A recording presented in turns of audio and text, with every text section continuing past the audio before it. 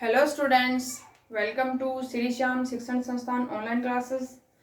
आज स्टूडेंट्स हम अपने इस लेक्चर में क्वाड्रेचर इंटीग्रल इक्वेशन जो चल रहा था उसके आगे वाला नेक्स्ट टॉपिक जो हमारा है रेक्टिफिकेशन, उस पर डिस्कशन करेंगे। यहाँ सेकंड चैप्टर है हमारा रेक्टिफिकेशन, चापकलन, क्षेत्रकलन के आपको एग्जांपल्स करने हैं। जो क्वेश्चंस मैंने करवाए हैं वो वाले करने हैं। आगे आज हमारा टॉपिक है स्टूडेंट्स रेक्टिफिकेशन। रेक्टिफिकेशन जो है integral equation BSc first year और बीएससी बीएड फर्स्ट ईयर में लगता है। BSc BEd first year. ठीक है स्टूडेंट्स, तो आज हमारा टॉपिक है रेक्टिफिकेशन या चापकलन। चापकलन होता क्या है स्टूडेंट्स? मतलब समतल वक्र के किसी दो बिंदुओं के मध्य चाप की लंबाई ज्ञात करने का जो प्रोसेस होता है वो क्या कहलाता है? चापकलन कहलाता है। या समतल वक्र है y बराबर एफ एक्स के रूप का, x बराबर एफ वाई के रूप का, ये तो है कार्तीय वक्र।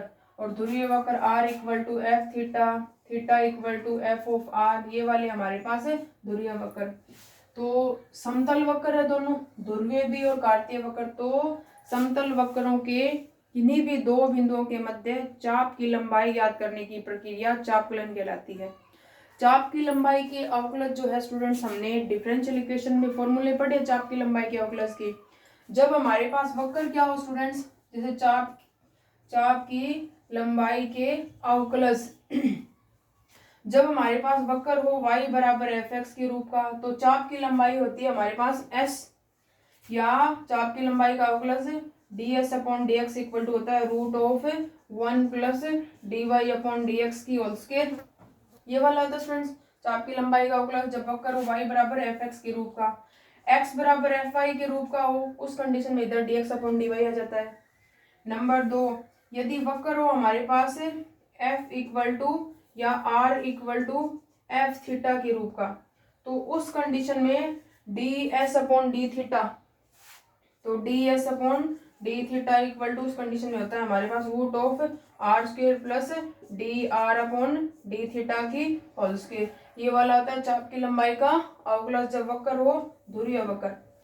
ठीक है स्टूडेंट्स। नंबर 3, जब वक्र क्या हो प्राथमिक समीकरण में हो, जैसे s इक्वल टू या प्राथमिक फॉर्म मतलब x equal to F theta हो और y equal to F theta हो, मतलब इस रूप का वक्र हो, तो उस कंडीशन में चाप की लंबाई का जो अवकलज होगा ds अपॉन डी थीटा बराबर dx अपॉन डी थीटा की whole square plus dy upon D theta की होल स्क्वायर। ये वाला होता है चाप की लंबाई का अवकलज। पदिक समीकरण हो, पदिक समीकरण क्या होता है स्टूडेंट्स? पदिक r और p में रिलेशन हो, तो उसमें चाप की लंबाई का जो अवकलज होता है वो होता है ds upon d r equal to r root of are square minus p square. ये वाले जो कुछ है स्टूडेंट्स, ये है चाप की लंबाई के अवकलज, जो क्या आएंगे हमारे चापकलन में काम में आएंगे। ये फॉर्मूले सारे आप अवकलन के फर्स्ट चैप्टर में देख सकते हो, जहाँ पे हमने चाप की लंबाई के अवकलज फर्स्ट बी में डिस्कशन किया था इनके बारे में। तो ये चाप की लंबाई के डेरिवेटिव है। अब स्टूडेंट चाप की लंबाई के अवकलज या वक्रों की लंबाइयां ज्ञात करने का जो प्रोसेस है वो चापकलन का प्रोसेस क्या है स्टूडेंट्स? मतलब कार्तीय वक्रों के चापों की लंबाइयां, सबसे पहले कार्तीय वक्रों के चापों की लंबाइयां क्या है स्टूडेंट्स? हमारे पास अगर हमें दे रखा है x बराबर या y बराबर एफ एक्स के रूप का वक्र, तो उस कंडीशन में उसकी चाप की लंबाई ds अपॉन डी एक्स होती है हमारे पास। तो यहाँ से चाप की लंबाई क्या हो जाएगी हमारे पास, कोटि x इक्वल टू ए से x इक्वल टू बी हमें दे रखी हो, तो चाप की लंबाई आ जाएगी s बराबर इंटीग्रेशन a से b root of 1 plus D Y upon D x की whole square into D X. ये वाला फॉर्मूला हो जाएगा चाप की लंबाई के अवकलज का या चाप की लंबाई का, जब हमारे पास वक्र इस रूप का हो और हमें कोटि x इक्वल टू बी का मान हमारे पास हो, वक्र को सोल्व करेंगे तो ये वाले मान हमें मिल जाएंगे उसके अकॉर्डिंग। और अगर हमें वक्र दे रखा हो x बराबर एफ वाई के रूप का, तो उस कंडीशन में हमारे पास y बराबर a और y बराबर b की, इसको 0 के बराबर रखेंगे तो यहाँ से y की लिमिट हमारे पास आ जाएगी और चाप की लंबाई जो वो बन जाएगी a से b root of 1 plus D x upon D Y की whole square into D Y. ठीक है स्टूडेंट्स, ये वाला। अगर वक्र हो हमारे पास क्या हो स्टूडेंट्स, वक्र हो हमारे पास प्राचलिक, जैसे हमारे पास वक्र है आगे वाला 3 नंबर प्राचलिक वक्र हो, x बराबर एफ टी वाई बराबर एफ टी के रूप का वक्र हो कोई, जहाँ पे t इक्वल टू t1 और t इक्वल टू t2 दो मान, इन दोनों समीकरणों को सोल्व करने के बाद हमारे पास t के दो मान आते हैं, या किसी एक समीकरण को सोल्व करने के बाद हमारे पास t का एक मान आता हो, तो उस कंडीशन में इसकी चाप की लंबाई हो जाएगी s equal to integration t1 से t2 root of dx upon dt की whole square plus dy upon dt की होल स्क्वायर इनटू dt। ठीक है, ये है प्राचलिक वक्र। अब है ध्रुवीय वक्र। ध्रुवीय वक्र के लिए क्या है स्टूडेंट्स, हमारे पास वक्र होगा r equal to F theta के रूप का। ये देख, इस वक्र को बनाएंगे कि ये वक्र कहाँ से कहाँ तक बनता है, जैसे हमने क्षेत्र कलन में ध्रुवीय वक्रों को बनाया है। थीटा इक्वल टू अल्फा से थीटा इक्वल टू बीटा तक हमारे पास क्या आ जाएगी, लिमिट्स आ जाएगी। तो लिमिट्स आने के बाद क्या फॉर्मूला रहेगा स्टूडेंट्स इसका, तो चाप की लंबाई एस इक्वल टू आ जाएगी अल्फा से beta root of are square plus D R upon D theta की whole square into D theta. ये वाला क्या रहेगा, चाप की लंबाई का अवकलज रहेगा। ऐसे ही कुछ पदिक समीकरण के जो फॉर्मूले हैं वो आपकी बुक में दे रखे हैं, जहाँ से आपको देखने हैं। उसके बाद है स्टूडेंट्स नैज समीकरण क्या होती है, नैज इक्वेशन। नैज समीकरण क्या होती है, चाप की लंबाई के जो फॉर्मूले हैं वो सारे बुक में दे रखे हैं, अलग अलग फॉर्मूले हैं, अलग अलग ध्रुवीय वक्रों के लिए अलग, कार्तीय वक्रों के लिए अलग और पदिक समीकरण वाले अलग हैं। ठीक है स्टूडेंट्स, आगे है नैज समीकरण। नैज समीकरण मोस्ट इंपॉर्टेंट है, नैज समीकरण के जो क्वेश्चन है और उसके एग्जाम्पल्स वाले। नैज समीकरण क्या होता है स्टूडेंट्स, कोई भी वक्र दे रखा हो, चाहे ध्रुवीय वक्र हो या कार्तीय वक्र, y बराबर एफ एक्स के रूप का। जैसे हमारे पास है ये वाला x अक्ष है, ये वाला y अक्ष है, ये वाला कोई वक्र बन गया स्टूडेंट्स हमारे पास। यहाँ पे इसका कोई स्थिर बिंदु है a, यहाँ स्थिर बिंदु है, यहाँ पे स्पर्श रेखा खींच दी इस बिंदु पे ये वाली, और एक यहाँ पे चलित बिंदु मान लिया p, पहले यहाँ पे फिर यहाँ पे होगा, तो इस बिंदु पे एक स्पर्श रेखा खींच दी। ठीक है स्टूडेंट्स, तो ये चाप की लंबाई ए पी, इसको मान लिया हमने एस। चाप की लंबाई ए पी क्या होती है, एस, और यहाँ पे जो कोण बनेगा स्पर्श रेखा के साथ विसाई, और ये जो एक्स अक्ष है या प्रारंभिक रेखा के साथ जो कोण बनता है वो वाला साई बनता है। तो किसी भी वक्र, चाहे ध्रुवीय वक्र हो चाहे कार्तीय वक्र हो, उसमें चाप की लंबाई लेते हैं। एक तो चलित बिंदु होता है, ये ए इसका स्वेच्छ बिंदु है, ये तो इसका स्वेच्छ बिंदु या चलित बिंदु, और ए इसका स्थिर बिंदु, स्थिर बिंदु है। तो स्थिर बिंदु का मान है कांस्टेंट रहेगा मान, तो यहाँ से ए और इधर चलित बिंदु का मान इसकी इच्छा के अकॉर्डिंग चेंज होता रहेगा, जहाँ पे पी होगा उसके अकॉर्डिंग इसका मान आ जाएगा। तो किसी भी वक्र का चाप की लंबाई एस तथा साई में जो संबंध बनता है वह क्या कहलाता है, किसी भी वक्र का एस तथा साई में संबंध समीकरण क्या कहलाता है, किसी भी वक्र का एस तथा साई में संबंध समीकरण क्या कहलाता है स्टूडेंट्स, संबंध समीकरण नैज समीकरण कहलाता है, नैज समीकरण कहलाता है। नैज समीकरण ज्ञात करने के लिए अलग अलग फॉर्मूले, ध्रुवीय वक्रों के लिए स्टूडेंट्स अलग फॉर्मूला है, कार्तीय वक्रों के लिए अलग फॉर्मूला है। क्योंकि ध्रुवीय वक्रों कार्तीय वक्रों के लिए हमारे पास फॉर्मूला होगा इंटीग्रेशन नैज समीकरण का s इक्वल टू इंटीग्रेशन, ये कांस्टेंट रहेगा नीचे वाला पॉइंट, तो यहाँ मान लिया कि x इक्वल टू a है, ये कांस्टेंट ये a ही रहेगा, a से x, ये अपनी इच्छा के अकॉर्डिंग चेंज होता रहेगा, x का जो मान है 1 plus D Y upon D x की whole square into D X, जहां D Y upon tan psi equal to होता है D Y upon D x. ठीक है स्टूडेंट, तो समीकरण 1 और समीकरण 2 का यूज करके ये s इक्वल टू फॉर्मूला होता है, यहाँ पे ये वाला कांस्टेंट होगा और ये वाला स्वेच्छ बिंदु होगा, तो इनकी समीकरण 1 और समीकरण 2 से s और साई में जो रिलेशन बनेगा सोल्व करने के बाद, वो रिलेशन क्या कहलाता है, इनका नैच समीकरण कहलाता है। सिमिलरली ध्रुवीय वक्रों का आता है स्टूडेंट्स एस इक्वल टू उधर आता है हमारे पास है एस इक्वल टू इंटीग्रेशन, ये अल्फा हो गया ये थीटा अपनी इच्छा के अकॉर्डिंग चेंज होगा, root of are square plus D R upon D theta की whole square into D theta. उधर थोड़ी और रिलेशन काम में आती है स्टूडेंट। एक फॉर्मूला होता है टेन फाई इक्वल टू, हमारे पास फॉर्मूला होता है जो हमने कहाँ पढ़ा है, tan phi equal to formula r d theta upon d are.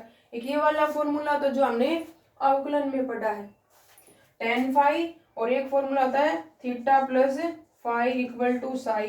तो एक समीकरण ये वाली एक नंबर, दो नंबर ये वाली और तीन नंबर ये वाली।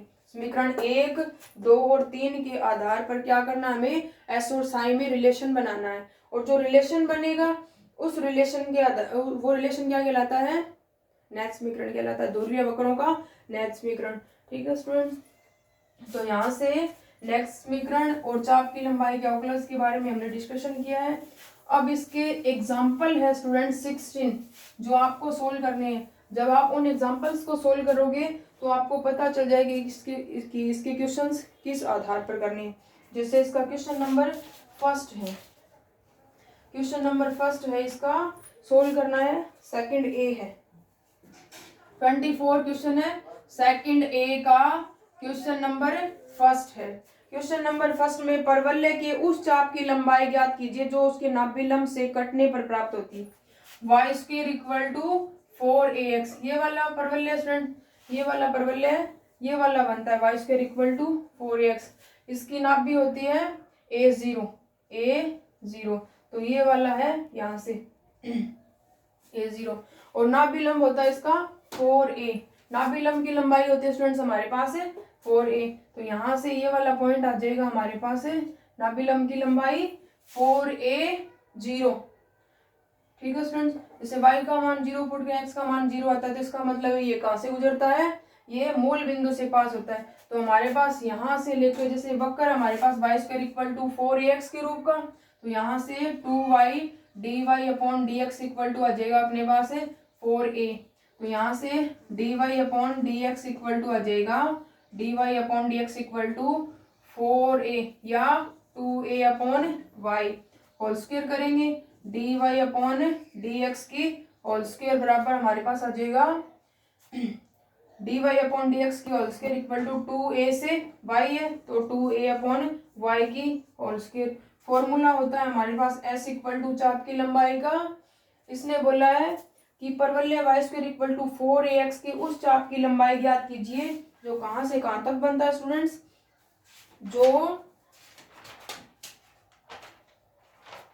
जो बनता है हमारा नाभिलंब से कटने तक बनता है। ठीक है स्टूडेंट्स, तो ये वाला जो है ये हमारा पॉइंट है a0। तो यहाँ पे x का मान जब हम a पुट करेंगे क्योंकि हमें लिमिट चाहिए किसकी, y बराबर 4ax के रूप का है, तो इसका मतलब है dy अपॉन dx याद करते हैं तो हमारे पास लिमिट होती है x की, x बराबर a से x बराबर b, जो भी हमारी लिमिट आएगी उसके अकॉर्डिंग। तो ये वाला dy अपॉन dx का मान आ जाएगा, लिमिट याद करेंगे वाई स्क्वायर बराबर 4ax है स्टूडेंट्स, यहाँ से मान पुट करेंगे x का a, ये वाला पॉइंट हमारा ये है तो यहाँ से आ जाएगा 4a इंटू a, तो ये आ जाएगा 4a स्क्वायर वाई स्क्वायर बराबर, तो y बराबर आ जाएगा प्लस माइनस a, तो ये प्लस माइनस 2a। तो इसका मतलब ये वाला पॉइंट आ गया हमारे पास है, y का मान आया है तो यहाँ से पॉइंट आ गया a 2a, और ये वाला आ जाएगा a माइनस 2a। ठीक है स्टूडेंट, तो क्या स्टूडेंट नाभिलंब से करनी है, मतलब ये वाली लिमिट है हमारी, ये यहाँ तक की चाप की लंबाई याद करनी है। लिमिट है हमारे पास x की, x इक्वल टू a से x इक्वल टू 0 से a, तो यहाँ से इसका फॉर्मूला हो जाएगा s equal to integration a से 0 root of 1 plus dy upon dx की होल स्क्वायर इंटू dx।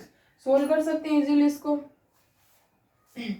अब क्या करना स्टूडेंट्स, आगे वाला क्वेश्चन है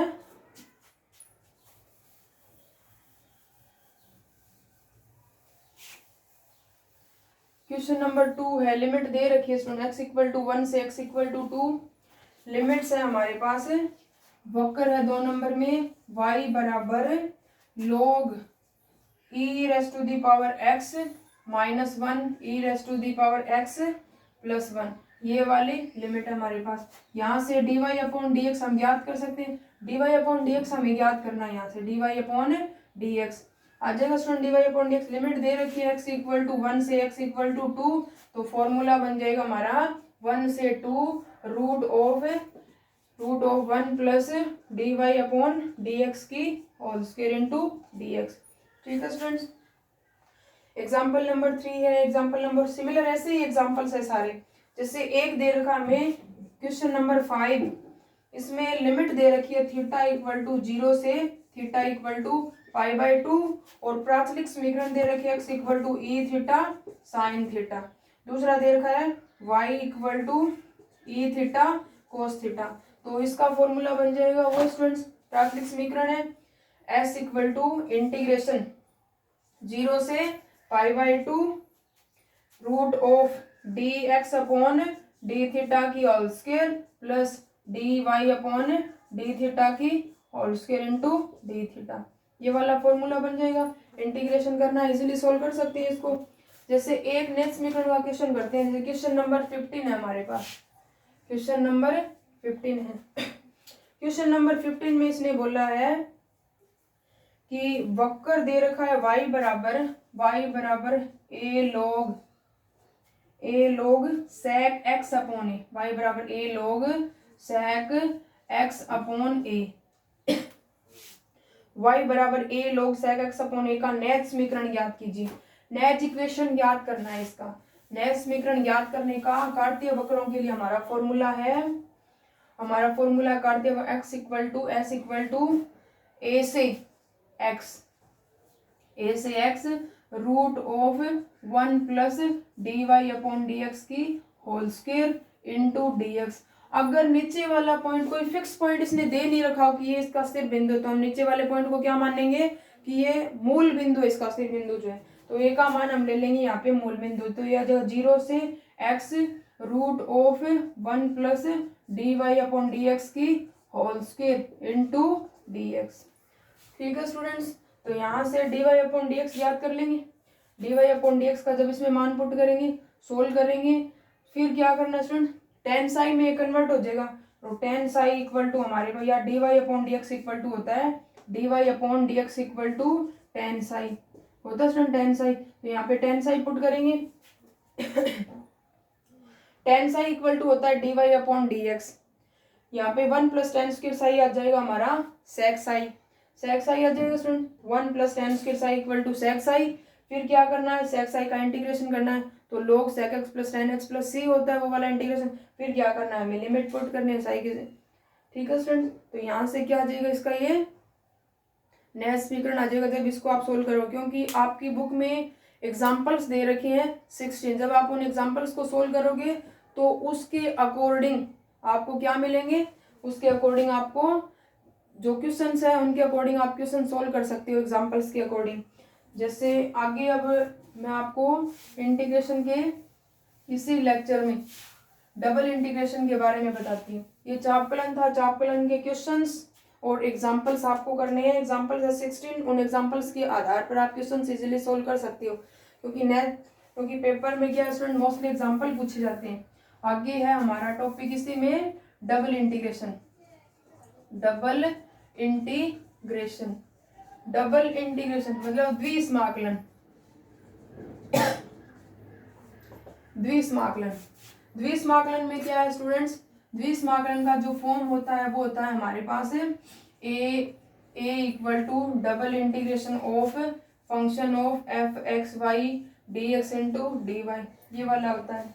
यहाँ पे हमारे पास पहले लिमिट आएगी, मतलब ये क्रम होता है। डबल इंटीग्रेशन जो होता है स्टूडेंट्स वो इस अकॉर्डिंग चलता है हमारा डबल इंटीग्रेशन, मतलब ऑर्डर ये रहेगा, पहले इसके रिस्पेक्ट इंटीग्रेशन करेंगे फिर इसके रिस्पेक्ट इंटीग्रेशन करेंगे। इसका मतलब है कि यहाँ से क्रम ये वाला रहेगा तो पहले y के रिस्पेक्ट इंटीग्रेशन करना है, तो इसका मतलब ये जो लिमिट होगी वो y बराबर एफ एक्स के फॉर्म में होगी, y बराबर एफ एक्स की फॉर्म में, और ये भी y बराबर एफ एक्स की फॉर्म में हमारे पास लिमिट होगी।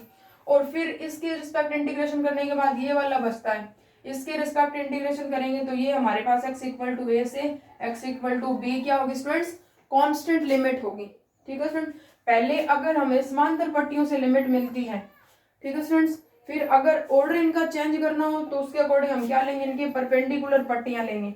ठीक है स्टूडेंट्स, तो ये क्या है हमारा डबल इंटीग्रेशन है। डबल इंटीग्रेशन में जैसे एक एग्जांपल लेते हैं डबल इंटीग्रेशन का, कैसे सोल्व करना है वो। डबल इंटीग्रेशन में जैसे एग्जांपल नंबर फर्स्ट ये इंटीग्रेशन 0 से 1 इंटीग्रेशन 0 से 2 x plus y d x into D y, ये वाला स्टूडेंट सोल्व करना है इसको। डबल इंटीग्रेशन का एग्जांपल है, तो इसको सोल्व करने के लिए एग्जांपल नंबर फर्स्ट है डबल इंटीग्रेशन का। सोल्व करने के लिए पहले क्या करना है, इधर चलेगा अगर हम इसका y के रिस्पेक्ट इंटीग्रेशन करना है, इसको एक टर्म मान लेंगे तो इसका आ जाएगा 0 से 1। जरूरी नहीं है कि पहले वेरिएबल में लिमिट हो, वैसे बेसिकली हमारी वेरिएबल में लिमिट आती है ये वाली जिसके रिस्पेक्ट हम पहले इंटीग्रेशन कर रहे हैं। इसने कांस्टेंट मान दिया है तो उसके अकॉर्डिंग हम कांस्टेंट वैल्यू से इसका मान ज्ञात कर लेंगे। तो पहले क्या करना है, y के सापेक्ष अवकलन करना है, तो इसका मतलब इसको क्या मान लेंगे, पूरी को एक टर्म मान लेंगे। ठीक है स्टूडेंट, तो यहाँ से आ जाएगा x प्लस वाई की whole square by 2 into limit है 0 से 2 इंटू डी एक्स।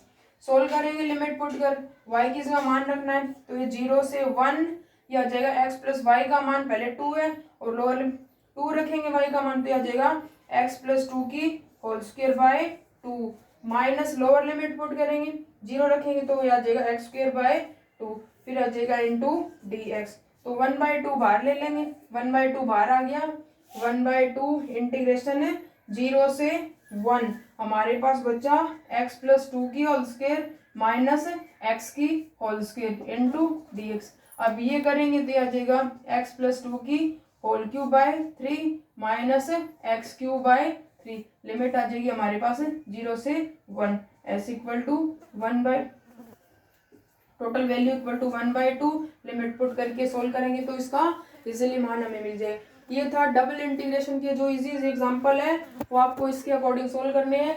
हमारा जो कर्म है वो रहेगा, पहले इधर चलेगा y के रिस्पेक्ट इंटीग्रेशन करेंगे, x के रिस्पेक्ट इंटीग्रेशन करेंगे। ठीक है स्टूडेंट्स, तो इससे आगे वाले नेक्स्ट लेक्चर में हम पढ़ेंगे डबल इंटीग्रेशन का ऑर्डर चेंज करके किसी भी समाकलन की वैल्यू हम कैसे फाइंड करेंगे। ठीक है स्टूडेंट्स, थैंक यू।